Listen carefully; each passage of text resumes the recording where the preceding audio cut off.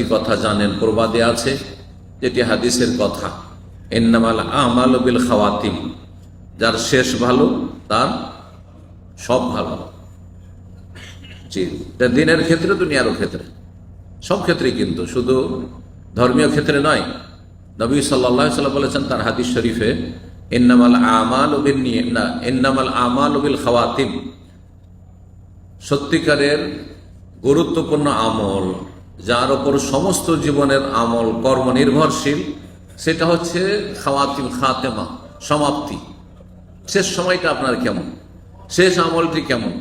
সারা জীবন যদি কেউ খারাপ থাকে আর শেষ জীবনটা যদি তার ভালো হয়ে যায়, তাহলে তার মুক্তির আশা আছে, ইনশাআল্লাহ সে জান্নাত পেয়ে যাবে, জাহান্নাম থেকে বেঁচে যাবে, যেহেতু সে ভালো মানুষ হয়ে গেছে।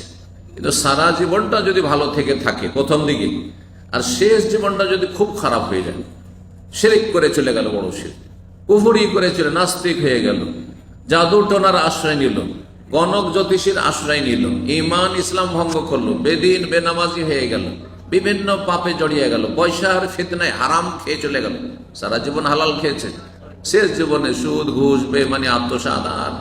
আর কারণ অধিকাংশ যারা নেতৃত্বে যায় তারা ওই বুড়ো বয়সে গিয়ে ভালো পাওয়ারফুল নেতৃত্ব পায়,